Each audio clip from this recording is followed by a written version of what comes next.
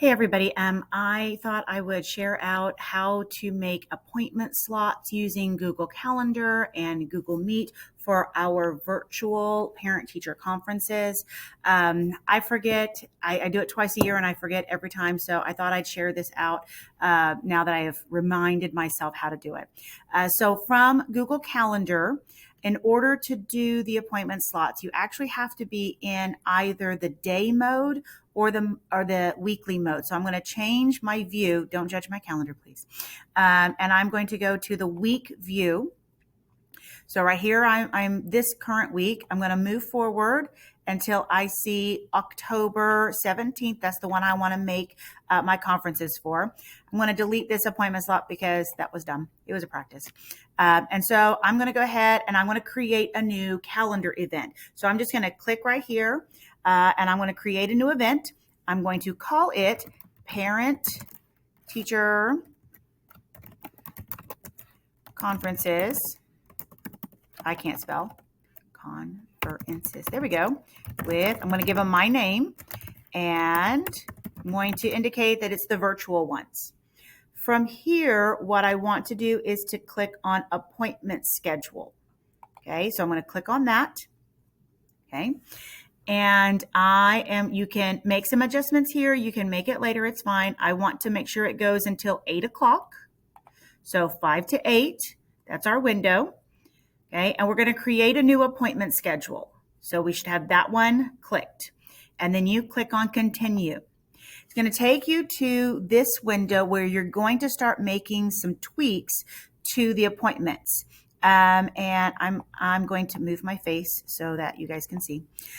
So the appointment duration, you want to change that to about last year, Amanda recommended 10 minutes, if I remember correctly. So I'm switching mine to 10 minutes. So that's how long my appointment slot is.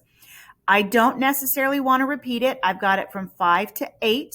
If you didn't change it to 8 p.m., here's where you could do it. You can click right here and change that to 8 p.m.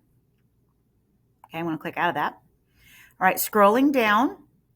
Okay, so the scheduling window is when the parents can sign up. So if you click that drop down, you want it to start now. As soon as you send it out, they can start signing up for parent conferences. One of the things that I do is I say you have to stop signing up at noon. The day up. So 5 hours before the first appointment slot, that's as soon as you can sign up. That way I kind of have an idea of who's coming that night and they can't sign up 2 minutes before the appointment slot and then surprise us on the Zoom that we're not expecting. So I usually shut it off around noon or 1 o'clock. Pretty much kind of at the end of my lunch is when I shut that off. Okay. You don't want to mess with the date availability. You don't want to mess with that. Booked appointment settings. This one, you want to click that drop down and you want to give yourself a little bit of buffer in between to wrap up the first parent, get started on the second parent, get that parent logged in, maybe give yourself a restroom break. So I remember last year, Amanda saying, give yourself a 5-minute buffer time. Okay. And so really that makes the appointments 15 minutes, but it allows you a little bit of grace so that there's not a whole lot of overlap. You've got a 10-minute slot, but if you run over a little bit, that's okay because the next parent doesn't start for just a few more minutes. So it gives you just a little bit of time to wrap up those conversations. Let's see. I would not check any of my other calendars for availability. That doesn't matter. And then I would click on next. Okay. You don't want to mess with the booking page. Location and conferencing, we do want to change that. So where it says select how and where to meet, you're going to click that drop down that's kind of grayed out, and you're going to call it a Google Meet video conference. And once the parents actually sign up, it's going to generate the link for them. You're going to be on one link, and then all the parents are going to join yours. You can give them a little description, parent, teacher conferences. Oh, for crying out loud. Conferences. I still can't type. For Mallory. I look forward. Just something. On the booking form, I do find this kind of important. On this drop down, it's going to require them to put their first name, their last name, their email address.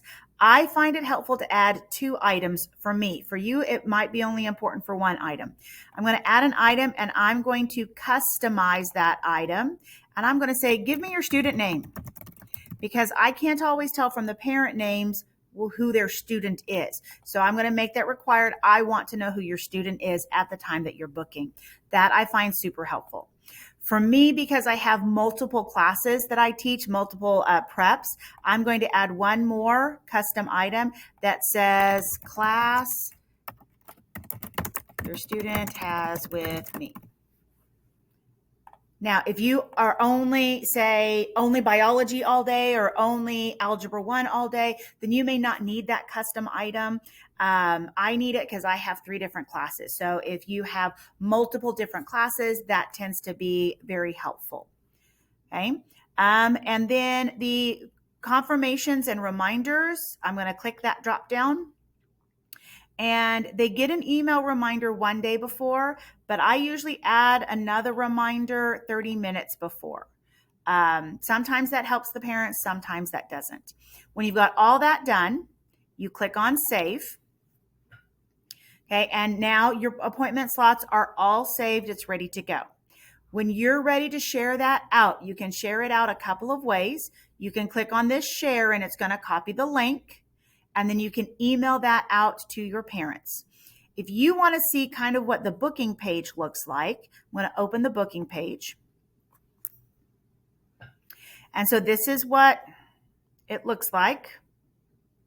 Apparently I put it on the 2nd or on the 10th. I didn't check the date. There it is on the 17th. So it's there on the 17th. Okay, there's my appointment slots on the 17th. And so the parents can click on one and they can sign up for one. Okay, you can copy this link here and paste that into an email, send that out, or you can click on this share up here in the upper right-hand corner. It's the same share link that you saw on the original Google Calendar. Let's go back there, right here, this share link right there. So you can click on share and you can embed the website. I find that to be a little persnickety. I just click on the link and send that out in an email. So that's how you create those appointment slots. You might have to play with it a couple of times to get that date right. It's a touch persnickety every now and then. So if you mess it up, just delete it all and try it again. It takes about 5 to 10 minutes to set it up. And so if you have to redo it, it doesn't take a whole lot of time. I know our time is valuable, but it doesn't take a whole lot to get that set up once you remember how to do that. So there is a quick how-to on the setting up your Google Meet appointments through Google Calendar with appointment slots.